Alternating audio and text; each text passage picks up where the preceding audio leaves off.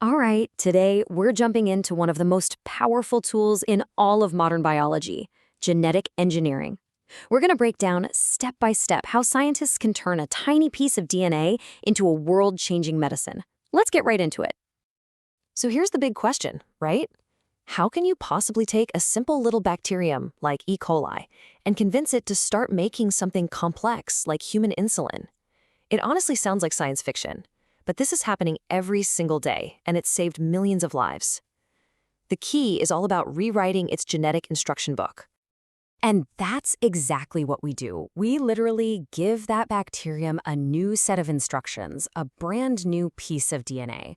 This amazing process of, well, mixing and matching genes from different places is called recombinant DNA technology, and it's the engine that drives all of genetic engineering. Okay, let's nail down the official definition so we're all on the same page. Recombinant DNA technology is all about cutting a gene you want from one organism and pasting it into a carrier molecule, usually a little circle of DNA from a bacterium called a plasmid. This new combination, this recombinant DNA, then gets put into a host cell where the new instructions can be read and followed. You can think of the whole thing in three big phases. So let's start at the beginning with phase 1, preparing the gene. This is all the prep work. We've got to find our gene, get it isolated, and then make a whole bunch of copies.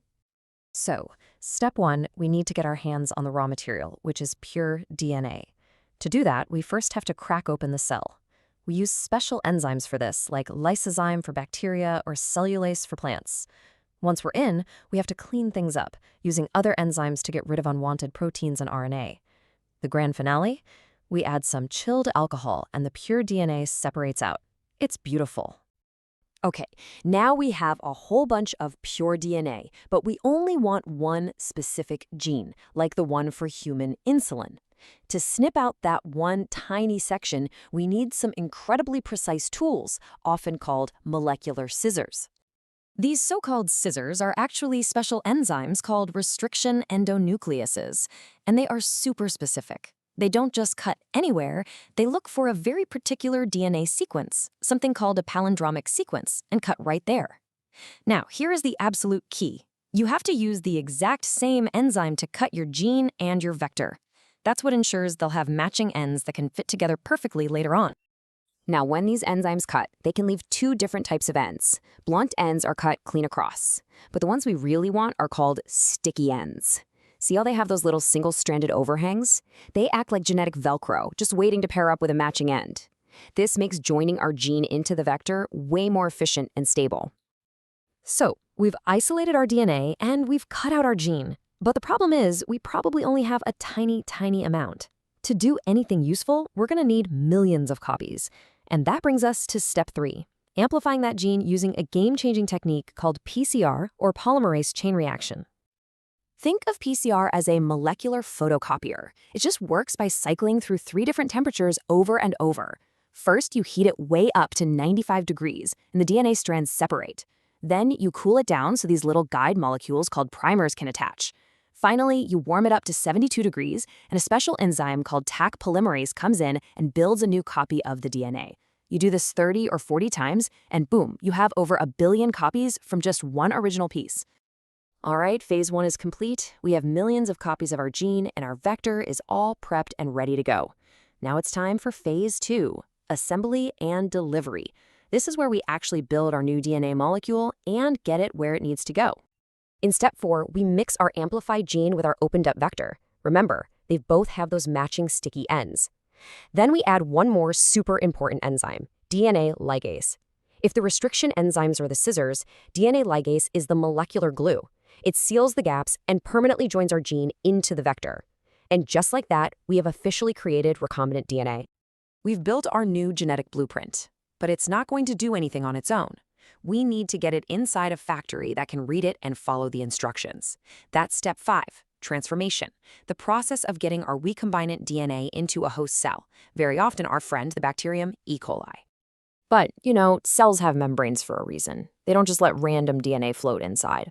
We have to make them competent or willing to take it in. A classic way to do this is called heat shock, where you treat the cells with calcium chloride and then give them a quick blast of heat. It opens up little pores for the DNA to sneak through.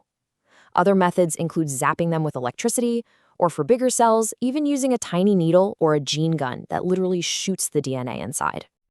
So, we've successfully delivered the package. We are now heading into the final phase of this whole journey, firing up the factory and actually making our final product. Here's the thing about transformation. It's not a perfectly efficient process. A lot of the host cells, maybe even most of them, won't have actually taken up our new DNA. So step 6 is absolutely critical. We have to select only the cells that were successful. But how do you find the successful ones in a sea of failures? Well, scientists have some really clever tricks for this. One of the most common is called blue-white screening. It works like this. The original vector we used has a gene that makes the bacterial colony turn blue. But if our gene of interest successfully inserted itself, it breaks that blue gene. The result? Any cells that failed turn blue. But the successful ones, the ones with our gene, form white colonies. All we have to do is pick the white ones. Now that we've selected our winning cells, we move on to step 7, expression. We grow these successful cells in huge vats, giving them everything they need to thrive. And they just do what they're now programmed to do. They read that foreign gene we gave them and start pumping out tons of our valuable protein, whether that's insulin, growth hormone, or something else. The factory is officially open for business. But hold on, the work isn't quite done when the protein is made. The final step of this whole marathon, step 8, is what's called downstream processing. This is basically everything that has to happen after production to turn that raw protein into a safe, effective, and usable product. And this is a huge industrial pipeline.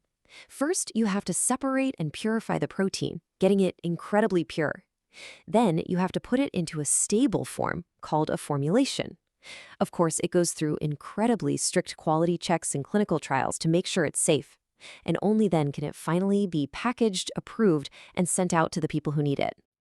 So there you have it, the 8 core steps that take us all the way from a single segment of DNA to a medicine that can be used all around the world. We've gone from molecular scissors and glue all the way to massive industrial factories.